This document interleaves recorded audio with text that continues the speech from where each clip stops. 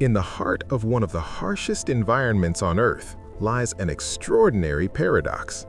Here, the sun is relentless, the land is unforgiving, water is almost non-existent. By every natural rule, this place should be empty. And yet, rising from towering cliffs of rose-red sandstone stands a civilization that seems almost impossible. This is Petra. Unlike most ancient cities, Petra was not built by stacking stones or laying bricks. Instead, it was carved directly from the mountains themselves. To witness Petra is to witness one of the greatest achievements of human ingenuity, an entire metropolis sculpted from living rock, defying the harsh desert that surrounds it. Long before the first tool touched stone, the geography of southern Jordan had already determined the region's destiny. This land was wild and rugged, a maze of cliffs, canyons, and rocky valleys formed by the violent shifting of the earth along the Great Rift Valley. To the untrained eye, it looked like nothing more than a desolate wasteland. But to those who understood the terrain, it was something entirely different. It was a natural fortress. Towering sandstone cliffs formed protective walls around hidden valleys. Access to these valleys was limited to narrow passages that could easily be defended.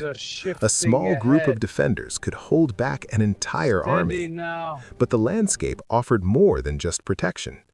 In the ancient world, trade routes were not drawn on maps. They followed the path of least resistance, places where water could be found and terrain allowed safe passage.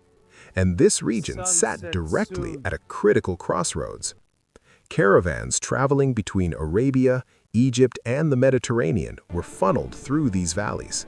Whoever controlled this narrow gateway controlled the movement of luxury goods, information, and influence across the ancient world. The creators of Petra were the Nabataeans, a mysterious people whose origins remain partly unknown. They began as nomadic Arab tribes who mastered survival in the desert. Unlike powerful empires such as Rome or Greece, the Nabataeans initially avoided permanent settlements. They believed that owning land and buildings made people vulnerable to invasion.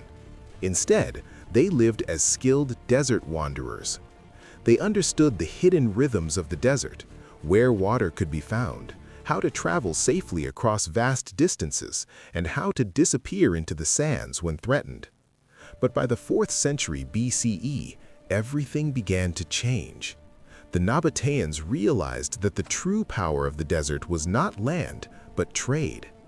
They took control of the incredibly profitable incense and spice trade routes, which carried valuable goods from southern Arabia to the Mediterranean world. Frankincense, myrrh, spices, and rare goods were worth more than gold in the temples of Rome and Greece. The Nabataeans became the guardians of these trade routes. And when they discovered the defensive advantages of the Petra Basin, they made a historic decision. They stopped wandering, they settled. Petra was born. The architecture of Petra was unlike anything the ancient world had seen. Most great cities, such as Rome or Athens, were built upward using blocks of stone. Petra was different. It was carved downward into solid rock. This technique is known as subtractive architecture. Instead of assembling structures piece by piece, Nabataean craftsmen removed the mountain itself, carefully shaping temples, tombs, and entire buildings directly into the cliff faces. Workers likely hung from wooden scaffolding high above the ground as they chipped away at the rock. This method required incredible precision. Once rock was removed, it could never be replaced. A single mistake could ruin an entire monument. Architects had to visualize every column, decoration, and detail before carving even began. Working from the top down, they used the natural layers of sandstone to guide their work. The result was a city that feels almost organic, where human creativity and natural geology merge into one. While stone gave Petra its form, water gave it life. Building a thriving city in such an arid region required one of the most sophisticated water systems of the ancient world. Rainfall here is extremely rare, often less than 6 inches per year. But when rain did fall, it arrived as violent flash floods that could destroy everything in their path. The Nabataeans turned this challenge into an advantage. They built an advanced network of dams, channels, and reservoirs to capture and control water. Floodwaters were diverted away from the city and guided into storage systems carved into the rock. Miles of channels directed water through the landscape using gravity alone. Settling basins purified the water before it entered the city. Ceramic pipes carried water to fountains, gardens, and public pools. In the middle of the desert, Petra had something extraordinary: abundant water. This allowed the city to support a population of around 30,000 people, along with thousands of camels used in trade caravans. The approach to Petra was designed with both defense and spectacle in mind. Visitors entered the city through a narrow canyon called the Seek. This natural gorge stretches over a kilometer long and is surrounded by towering cliffs that rise up to 80 meters high. The Nabataeans enhanced this natural passageway by paving the floor and carving religious niches into the walls. These niches held sacred stones representing their gods. As travelers walked through the winding corridor, the outside world slowly disappeared. The air grew cooler. The sounds of the desert faded, and anticipation built with every step. Then suddenly, the canyon opened, and standing before them was Petra's most iconic structure.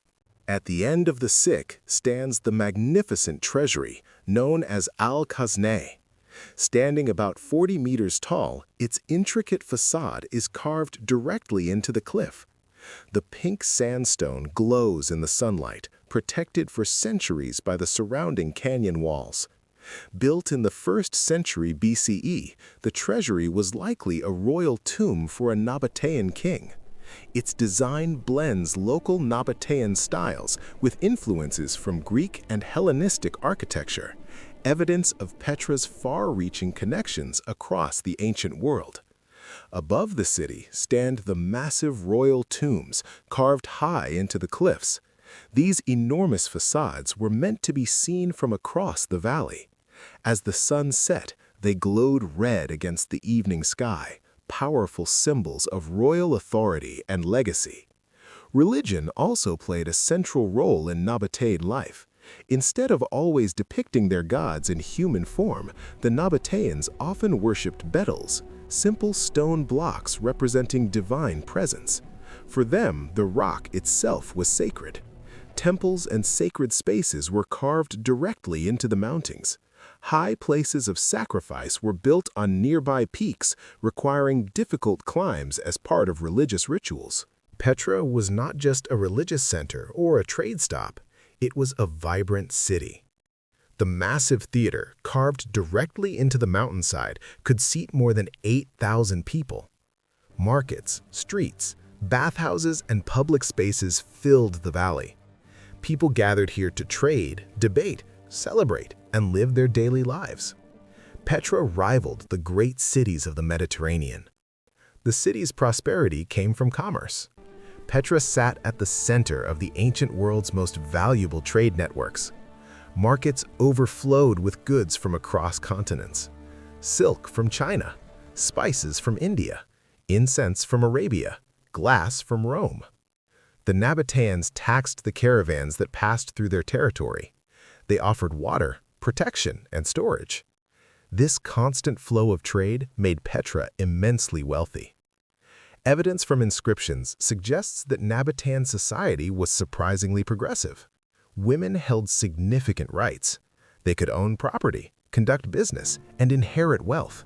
Some queens even appeared on coins alongside kings, not as symbols, but as partners in rule. This equality may have contributed to the stability and prosperity of the kingdom. But no civilization lasts forever. In 106 CE, Petra was peacefully absorbed into the Roman Empire. At first, the city continued to flourish, but over time, trade routes shifted. Sea transport replaced desert caravans. Petra slowly lost its importance. Then came devastating earthquakes in the 4th and 6th centuries.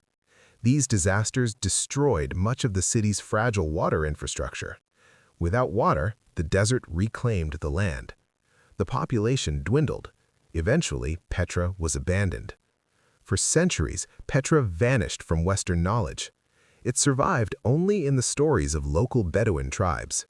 Then, in 1812, a Swiss explorer named Johann Ludwig Burckhardt rediscovered the lost city while traveling disguised as a Bedouin scholar. The world was astonished. Today, Petra stands as one of the greatest archaeological treasures on Earth. It is a reminder that even in the harshest environments, human creativity can flourish. Petra was not just built, it was sculpted. A city shaped by stone, water, and trade. A masterpiece carved on a geological scale. And even after thousands of years, the rose-red city continues to inspire awe in all who walk its ancient paths.